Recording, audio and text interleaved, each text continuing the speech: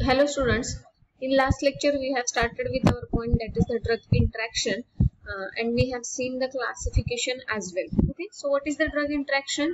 The change in pharmacological action due to the interaction of one or more drug. Okay, so change in pharmacological action is nothing only about the harmful action of the drug. It can be useful as well, or it can be beneficial as well. Okay, so कोणत्याही ड्रगच्या pharmacological action मध्ये जेव्हा change होतो due to interaction of one or more drug or may be sometime food, this called as a drug interaction. So it can be beneficial or it can be harmful. Okay, so next आपण त्याच्यामध्ये त्याचं classification बघितलेलं होतं.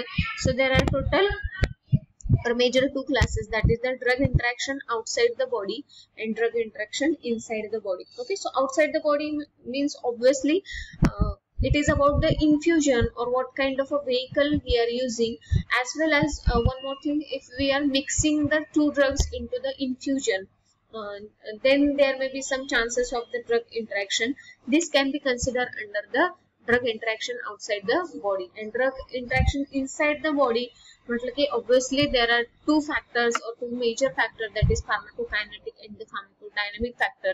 Means the drug's absorption, distribution, metabolism आणि excretion as well as drug action मध्ये काय काय changes होऊ शकतात हे आपण इथे स्टडी करणार आहे. Okay, so first one is the drug interaction outside the body. Okay, drug interaction outside the body म्हणजे काय? It means wrong vehicle is use for the infusion.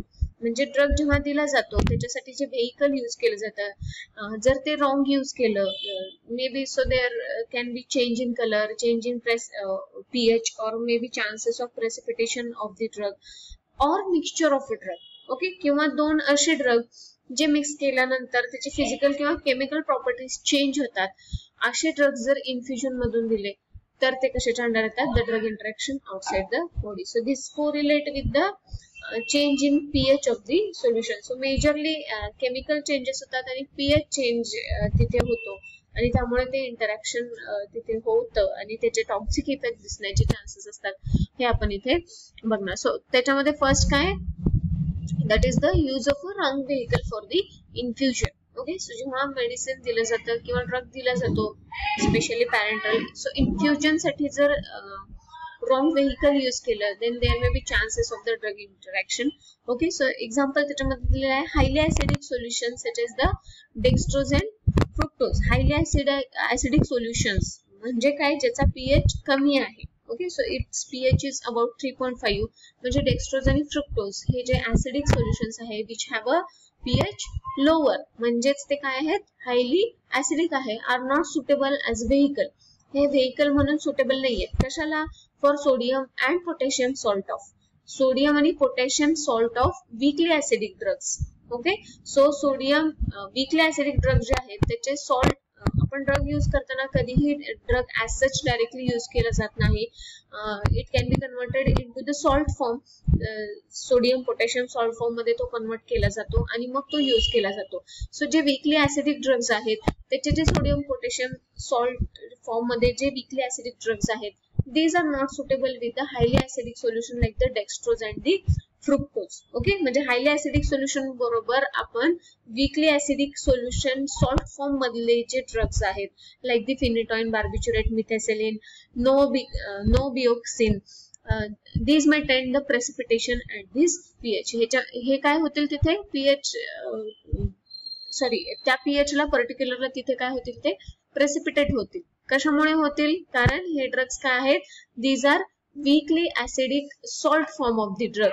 हे जर highly acidic like the dextrose आणि fructose सोबत दिले, then there may be chances of a precipitation due to change in the pH. Okay, so also the drugs such as the benzyl penicillin, ampicillin, aminophylline and heparin are unstable at the pH of solution, at this pH of solution. Okay, so there are so many drugs like the benzyl penicillin, ampicillin, aminophylline and the heparin.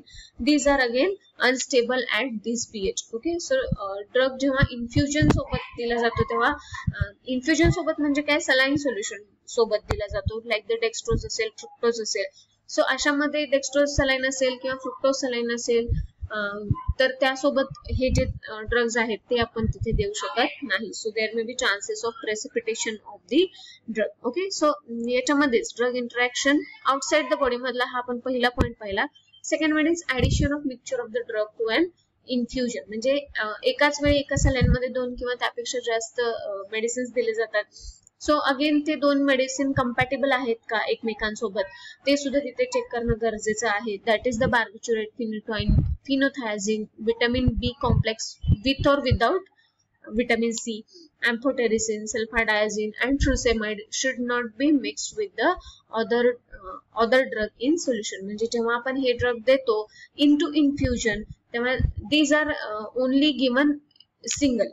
Okay, so फक्त infusion मध्ये फक्त हे एकटाच बार्बिट्युरेट देऊ शकतो, एकटाच फिनोथायझिन देऊ शकतो, vitamin B with or without vitamin C किंवा एम्फोटेरिसिन असेल, सल्फाडायझिन असेल, हे आपण इन्फ्युजन मध्ये फक्त सिंगल देऊ शकतो. इतर ड्रग सोबत ते मिक्स करून दिलं जाऊ शकत नाही. Again there may be chances of precipitation or there may be change in its chemical properties which may cause the toxicity. Okay, so हे 2 पॉइंट जे आहेत ते आपण आता कशा अंडर बघितले. इंटरॅक्शन आउटसाइड द बॉडी म्हणजे ड्रग इनसाइड द बॉडी घेण्याच्या आधी कोणते इंटरॅक्शन होऊ शकतात. म्हणजे 2 ड्रग एकत्र दिल्यानंतर इन्फ्युजन मध्ये होऊ शकतं or by using the wrong vehicle. ह्या 2 प्रकारे तिथे ते इंटरॅक्शन होऊ शकतं. Next one is the drug interaction inside the body. Okay, so drug interaction inside the body म्हटलं की again there are 2 point, that is the pharmacokinetic interaction and pharmacodynamic interaction. Okay, first we will see the pharmacokinetic drug interaction. Okay, so pharmacokinetic drug interaction are those in which obviously we have studied, that is the absorption, distribution, metabolism and the excretion of the drug will be altered. ड्रगचे interaction झाल्यामुळे pharmacokinetic मध्ये कोणकोणते changes, pharmacokinetic properties of drug मध्ये कोणते changes येतील. फार्माकोकायनेटिक properties कोणत्या आहेत. Absorption आहे, डिस्ट्रीब्युशन आहे, मेटाबॉलिझम आहे आणि एक्सक्रीशन आहे. तर त्याच्या या प्रॉपर्टीज मध्ये काय होणार, तिथे चेंज होणार. Either absorption may be decrease or increase, metabolism may be increase decrease, excretion may be increase, may be there is a accumulation of a drug. Okay, so these things can be happen. So these will see one by one. First one is the interaction affecting absorption of the drug. Okay, so after oral administration, drug interaction may result in either increase or decrease in the absorption of the object drug by precipitant drug. Okay, so आपण याच्यामध्ये काय पाहिलं, आता इथे object drug आणि प्रेसिपिटंट drug म्हणजे काय, ज्या ड्रगची ऍक्शन चेंज होते दुसऱ्या ड्रगमुळे त्याला ऑब्जेक्ट म्हणतात. म्हणजे ज्या ड्रगची ऍक्शन चेंज होते त्याला ऑब्जेक्ट बोललं जातं आणि ज्याच्यामुळे चेंज होते त्याला प्रेसिपिटंट बोललं जातं. ओके, सो हे आपण डेफिनेशन मध्येच बघितलेलं आहे ड्रग इंटरॅक्शनच्या, तिथेच तो पॉइंट होता. Okay, so drug interaction affecting absorption म्हणजे काय, after oral administration when drug is taken there may be interaction of the drug and there may be increase or decrease in the absorption. म्हणजे ते drug घेतल्यामुळे जो object drug आहे, जो main drug आहे, त्याचं ऍब्सॉर्प्शन अल्टर होऊ शकतं. इट मे बी इनक्रीज और it may be decrease. Okay, so त्याच्यानंतर काही एक्झाम्पल आहेत ते बघूयात. Antacid increases the gastric pH. Antacid म्हणजे काय, अँटा ऍसिड म्हणजे काय, जेव्हा ऍसिड झाले, ऍसिडला ते ब्रेकडाऊन करतात. म्हणजे ऍसिडिटी झाल्यानंतर घेतले जाणारे ड्रग असतात. ऍसिडिटी होते म्हणजे काय होतं, the pH of the stomach is decreases. Okay, pH तिथे काय होतो, कमी होतो, त्याच्यामुळे ऍसिडिटी होते. ओके, सो जेव्हा आपण अँटासिड्स देतो तिथे काय होतं, there is a increase in the gastric pH. म्हणजे अल्कली साइडला तिथे काय होतो, पीएच जातो and affect the action of anticoagulant drug. म्हणजे जर अँटीकोॲग्युलंट ड्रग जर अँटासिड सोबत दिले तर अँटीकोॲग्युलंट ड्रग जे आहेत these are act in a acidic pH. If these are given with the antacids or after antacids, काय होईल, antacid काय करेल, it increases the pH, gastric pH. त्याच्यामुळे काय होईल, अँटीकोॲग्युलंट जे आहेत ते ड्रग चं तिथे ऍब्सॉर्प्शन व्यवस्थित होणार नाही आणि तिथे कोणताही इफेक्ट दिसणार नाही. Okay, next example is a calcium in milk inhibit absorption of a tetracycline. Okay, so tetracycline is a antibiotic and it is contraindicated with the milk or the calcium present into the milk. म्हणजे tetracycline हे कसं antibiotic आहे which cannot be given with the milk. milk सोबत का दिलं जात नाही, because it contain calcium. Okay. So calcium tablet सोबत सुद्धा टेट्रासायक्लिन दिलं गेलं जाणार नाही. मिल्क सोबत म्हणजे सांगायचं आहे की it should not be given with the milk because it contain the calcium. So calcium in milk म्हणजे कॅल्शियम जे आहे मिल्क मधलं it inhibit the absorption of the tetracycline. टेट्रासायक्लिनचं ते काय म्हणजे जर मिल्क घेतलं असेल किंवा मिल्क घेतल्यानंतर जर टेट्रासायक्लिन टॅबलेट घेतली तर तिथे त्याचं काय होणार आहे ऍब्सॉर्प्शन होऊ शकणार नाही. Then next example is a liquid paraffin reduces the absorption of vitamin. Liquid paraffin काय होईल विटामिन्सचं ऍब्सॉर्प्शन काय होतं तिथे कमी होतं विटामिन्सचं. Okay. So next one is the interaction affecting drug distribution. Okay, so the drug interaction occurs due to displacement of object drug by precipitant from the binding site over the plasma protein. आपण बघितलंय distribution is majorly done through the plasma protein. Okay, plasma protein through distribution होतं. So इथे काय होतं precipitant drug displaces the object drug. त्याच्यामुळे काय होतं there may be alteration into the distribution. So example is a warfarin is displaced by the phenylbutazone. म्हणजे warfarin जर पहिल्यांदा ड्रग दिला असेल आणि त्यानंतर जर phenylbutazone दिला किंवा दोघे एकत्र दिले तर warfarinचे जिथे जिथे बाइंडिंग झालेलं आहे ज्या ज्या प्रोटीन साइटला तिथे त्याचं बाइंडिंग झालेलं आहे तिथून तो डिस्प्लेस होईल आणि phenylbutazoneचं तिथे काय दिसेल binding दिसेल. So this interaction may affect into the drug interaction. Next one is the interaction affecting drug metabolism. Okay, so if the interaction occur due to the alteration of rate of metabolism of object drug by precipitant. Okay, again same thing, there is a alteration into the metabolism of the drug. So precipitant which increase the rate of metabolism of object drug are called as a enzyme inducer. Okay, so enzyme inhibitor आपण इथे बघितलेलं होतं. त्याच्यामध्ये काय होतं enzyme inhibit केले जातात release होऊ दिले जात नाहीत.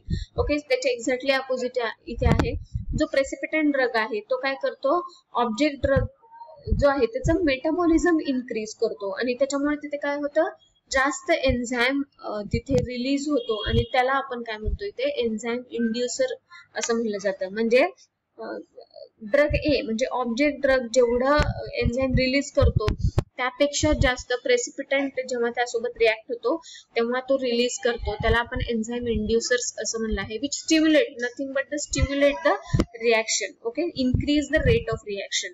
Okay, so in this example barbiturate stimulate the microsomal enzyme system in liver and thus increase the metabolic degradation of the other drugs such as alcohol and phenytoin. Okay, so there are some microsomal enzyme हे सुद्धा आपण distribution मध्ये बघितलेलं sorry metabolism मध्ये बघितलेलं आहे.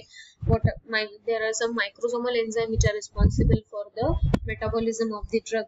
Okay, so microsomal enzyme जे आहेत which are present in to the liver हे काय करतात इन्क्रीज करतात काही म्हणजे बार्बिचुरेट जे आहे त्याच्यामुळे हे मायक्रोसोमल एन्झाईम स्टिम्युलेट होतात म्हणजे जास्त रिलीज होतात आणि त्याच्यामुळे these are increases the metabolic degradation of the drugs like the alcohol or the phenytoin. म्हणजे phenytoin आणि अल्कोहोल जर बार्बिचुरेट घेतल्यानंतर किंवा त्यासोबत घेतले तर त्याचं डिग्रेडेशन मेटाबॉलिझम जे आहे ते फास्ट होणार. This is about the metabolism. Okay, next one is the okay one more example is there that is precipitant which decrease the rate of metabolism of an object are called as enzyme inhibitors. okay, म्हणजे असे precipitant आता याच्या आधी आपण काय बघितलं which increases or stimulate the effect of enzymes त्याला आपण enzyme inducer म्हणजे induce करणे म्हणजे वाढवणे त्याला inducers म्हणतात आणि जे inhibit करतात किंवा decrease करतात rate of metabolism ऑब्जेक्ट ड्रगचा त्याला आपण काय म्हणतो एन्झाईम